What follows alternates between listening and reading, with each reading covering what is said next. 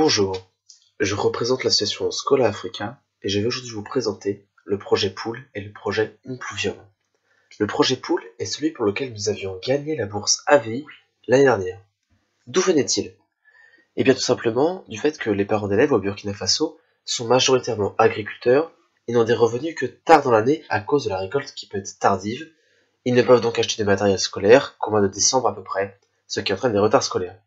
La distribution de cahiers de stylo, comme vous le voyez ici, ne fait donc qu'accentuer la dépendance des enfants aux ONG.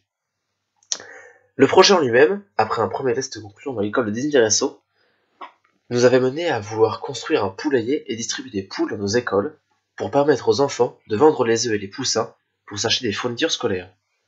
Le tout devait être encadré par les professeurs. Le but était de responsabiliser les enfants et leur permettre d'avoir du matériel que leurs parents ne peuvent pas forcément acheter au plus tôt dans l'année. Vous pouvez ici voir la distribution de poules dans l'école de Sarfalaou.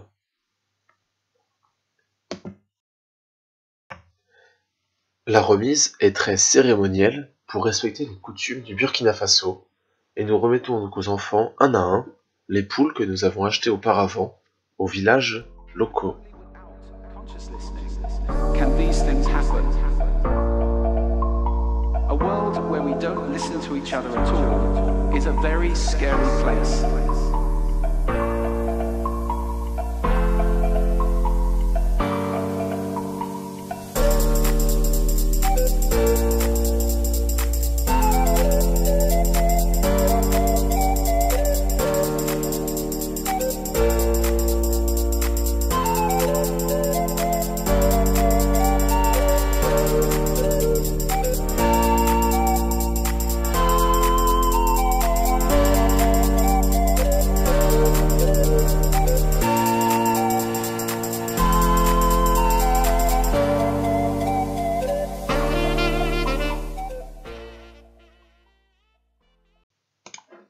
Malheureusement, de nombreux problèmes se sont dressés face à nous durant l'année, plongeant le projet dans l'incertitude.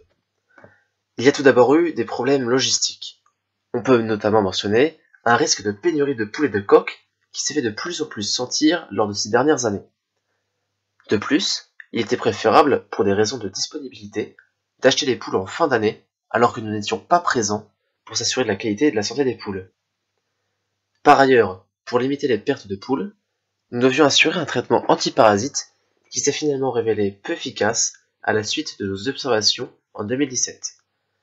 Vous pouvez ici voir les poules qui s'abreuvent dans une bassine dans laquelle ce même traitement a été disposé. Malheureusement, nombreuses d'entre elles sont mortes, même en l'ayant pris. De plus, un problème s'est posé au niveau de la motivation des professeurs. En effet, le projet a été limité par le degré d'implication de ces mêmes professeurs. Nous avions pu constater qu'un projet similaire avait eu un franc succès dans le village de Wolokoto. Or, ce succès ne tenait qu'à grâce à l'expérience paysanne du directeur, la relation entre les professeurs et les parents d'élèves, mais aussi la motivation de l'équipe professorale. De pareilles circonstances ne se retrouvent pas dans l'ensemble des villages où nous intervenons. Ainsi, le projet Pool se retrouvait compromis en grande partie, et le doute planait encore. Durant la même période toutefois, un nouveau projet naissait, le projet Impluvium.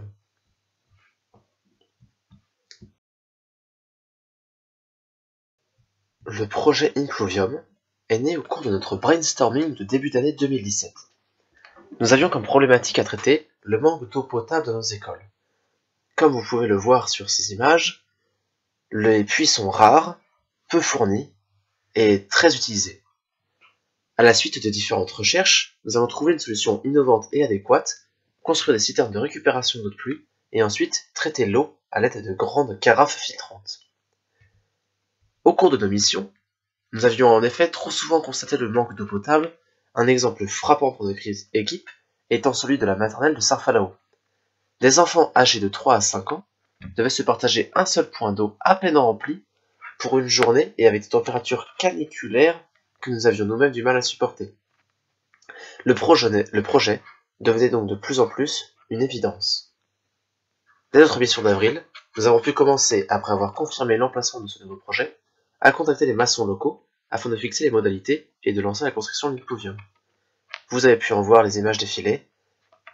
Il a mis à peu près 1 an à être construit, et en voici les résultats.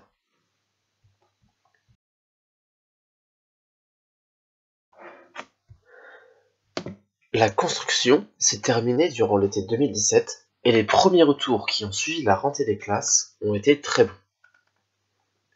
En effet, à chaque fois qu'il a plu durant la saison des pluies pendant cette période, l'eau a pu être récupérée et stockée par les populations à proximité de l'impluvium et par l'équipe éducative de l'école en prévision de la rentrée.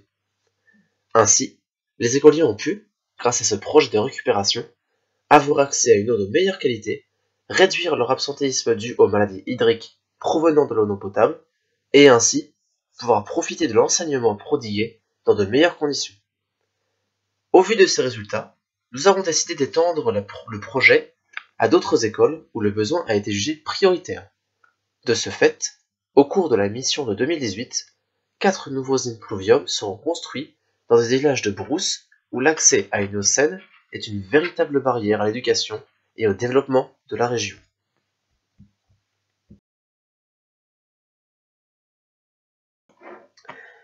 Pour mener à bien ce projet, nous sommes restés en avril 2017 pendant 3 semaines au Burkina Faso, dans la région de Bobo-Dioulasso, la deuxième plus grande ville du pays. Comme à notre habitude, nous logions chez Karim, le cofondateur de Scola Africa, qui nous permet de dormir au sein de chez lui, sous de grandes moustiquaires. Comme à notre habitude également, nous nous déplacions grâce à un 4x4 qui appartient à l'association Scola Africa, et l'entièreté des frais était à notre charge, donc les billets d'avion et l'hébergement.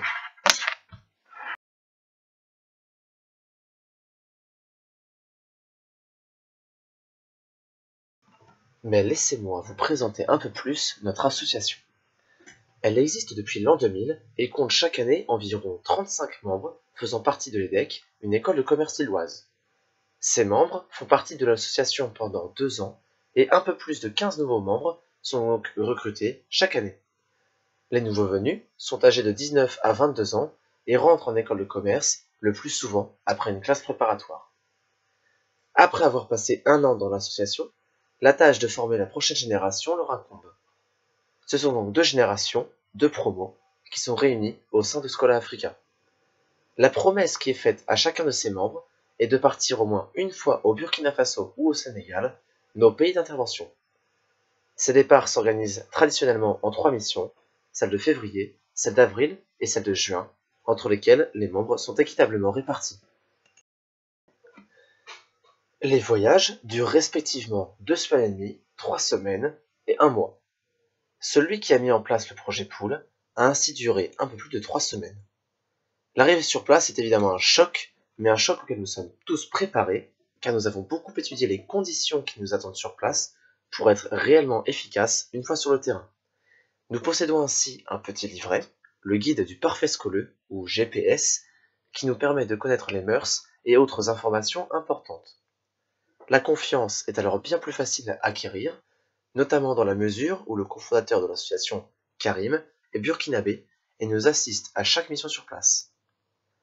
Nous bénéficions donc d'une relation réellement privilégiée avec les locaux dans nos villages d'intervention qui sont habitués à notre présence. En revanche, ce n'est pas la même mission ni la même promotion que celle qui avait lancé le projet Pool qui en a décidé l'abandon.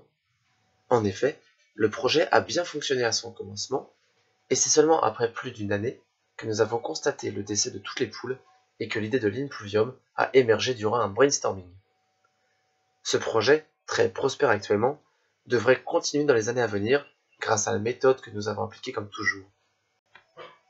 Celle-ci consiste en tout d'abord une prospection sur place du besoin réel, puis à demander l'avis à nos sources sur place, c'est-à-dire majoritairement Karim, puis, si le projet est jugé viable, nous construisons sur le modèle du développement participatif, c'est-à-dire que les villageois apportent eux-mêmes les ressources nécessaires à la construction. Ce développement participatif ne peut se faire que lorsque nous sommes sur place, puisque nous tenons en effet toujours à être présents lors de nos actions pour nous assurer de la juste allocation des fonds et de l'avancée réelle des travaux ou autres remises des poules, par exemple.